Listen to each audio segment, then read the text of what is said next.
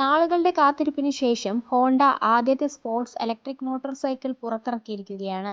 WN7 എന്ന് പേരിട്ടിരിക്കുന്ന ഇത് ഏതാനും മാസങ്ങൾക്കുള്ളിൽ വിൽപ്പനയ്ക്കെത്തുമെന്നാണ് റിപ്പോർട്ടുകൾ സൂചിപ്പിക്കുന്നത്. ബൈക്കിന്റെ പേരിലുള്ള W എന്ന ലെറ്റർ കൺസെപ്റ്റ് മോഡലിൽ നിന്ന് കടമെടുത്തതാണ്.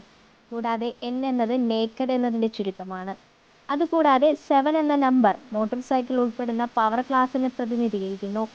സിംഗിൾ ചാർജിൽ ഏകദേശം 130 കിലോമീറ്റർ റൈഡിംഗ് റേഞ്ചാണ് ഹോണ്ട അവകാശപ്പെടുന്നത്. കൂടാതെ 30 മിനിറ്റിനുള്ളിൽ 20 മുതൽ 80% വരെ ടോപ്പ് അപ്പ് ചാർജ് കൈവരിക്കാനും കഴിയും. 6 kVA ചാർജറിന്റെ സഹായത്തോടെ മോട്ടോർ സൈക്കിളിന് 3 മണിക്കൂറിനുള്ളിൽ 0 നിന്ന് ഫുൾ ചാർജ് കൈവരിക്കാൻ കഴിയും. പവർ ട്രെയിനിന്റെ കാര്യത്തിൽ ഇതിന് 18 കിലോവാട്ട്സ് ലിക്വിഡ് കൂൾഡ് മോട്ടോർ ലഭിക്കുന്നു. ഇത് 600 cc ICE മോട്ടോർ സൈക്കിളിന്റെ പവർ നൽകാൻ പര്യാപ്തമാണെന്ന് കമ്പനി അവകാശപ്പെടുന്നു.